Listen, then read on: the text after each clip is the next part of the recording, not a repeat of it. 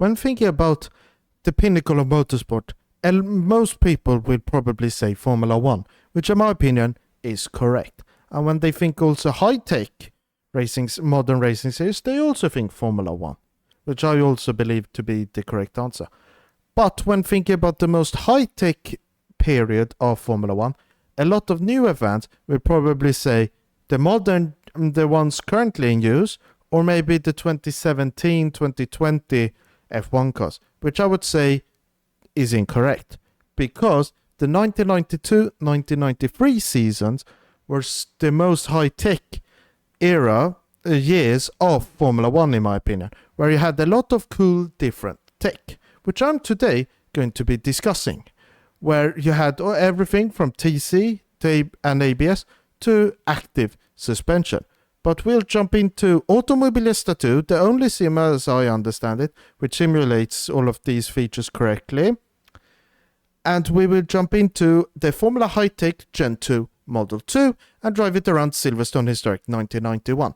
And to get you some specs over how good these cars were, they weighed roughly a bit less than 600 kilos and had roughly 700 horsepower, which means they were bloody fast. With DRS too, which I will get into a bit later. But let's head into Automobilista 2 and see how the cars handle. So from the start here, we can already discuss one thing, which is the active suspension.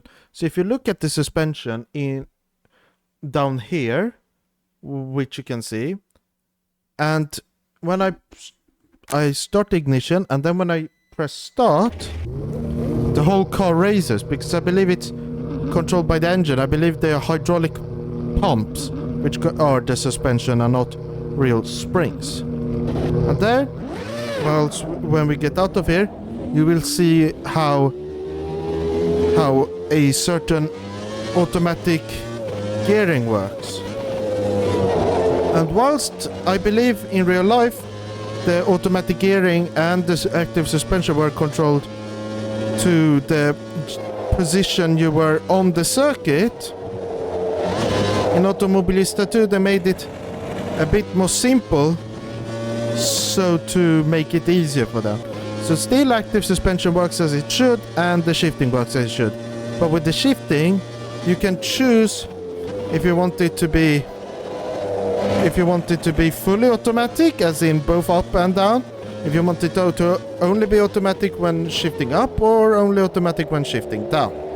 I prefer to have it when shifting up, because you can get onto the throttle very early and not have to think about shifting. Then if we just discuss more the active suspension, what does it help with? Well, it helps with all characteristics of handling, because it keeps the car at a steady ride height.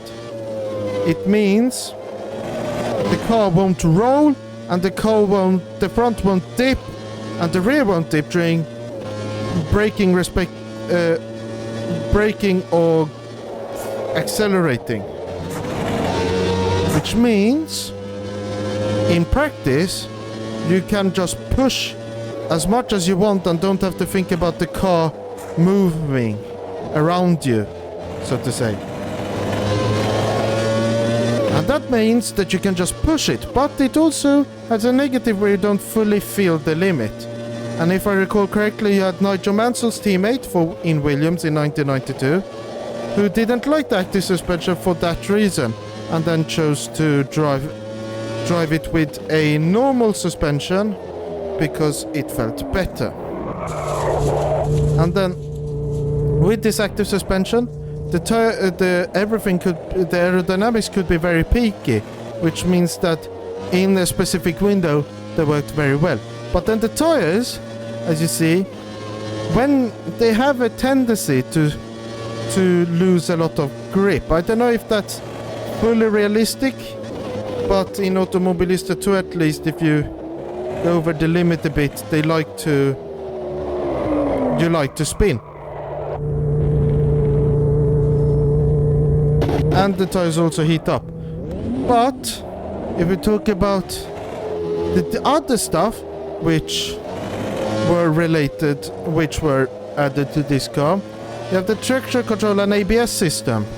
And most people probably know what those are, but traction control, or TC for short, limits the amount of throttle you engage, in this game at least, so you don't spin your tires. Then ABS is the complete opposite.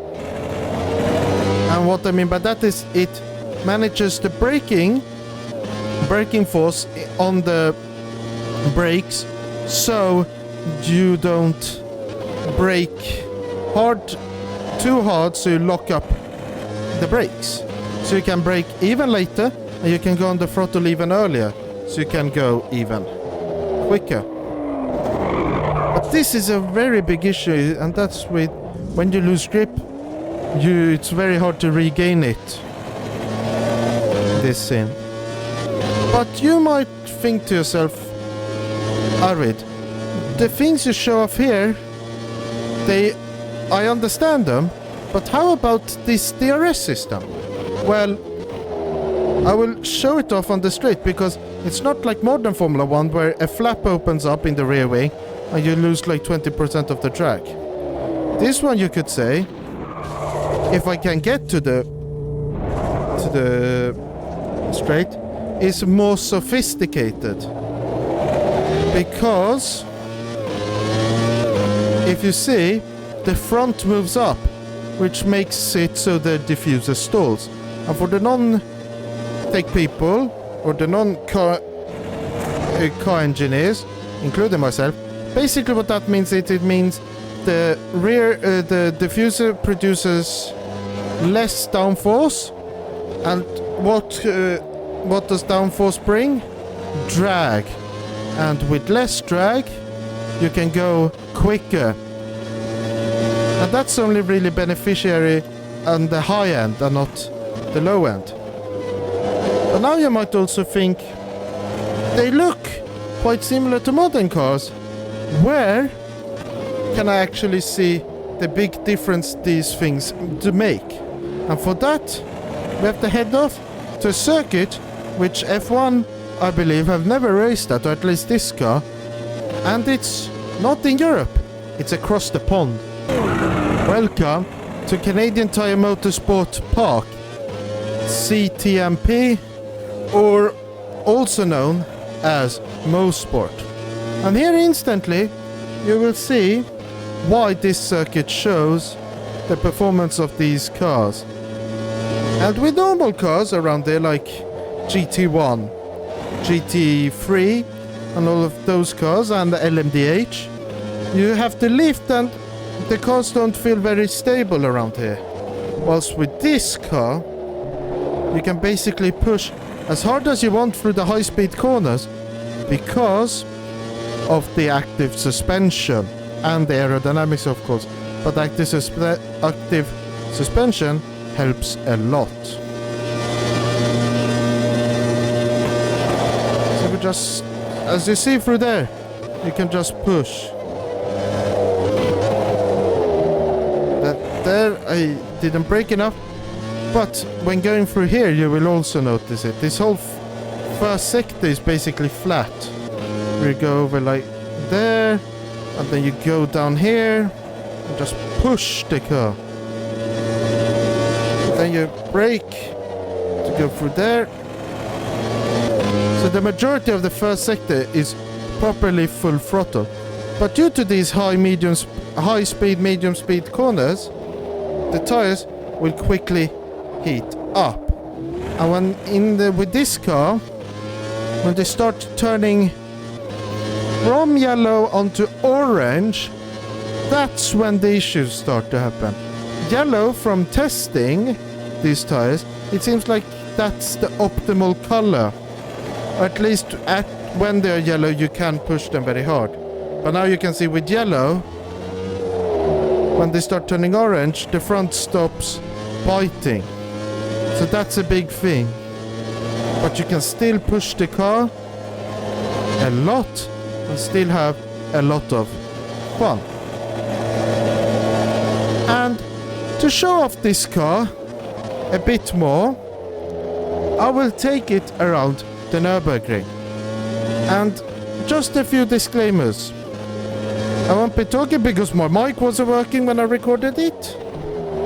I don't know the circuit so well because I haven't driven it a lot. That's no excuse. But also, I spin quite a bit. So hopefully you don't get deterred by that. So enjoy watching me have some fun around the Nürburgring, and then you will see, and then I will discuss everything at the end.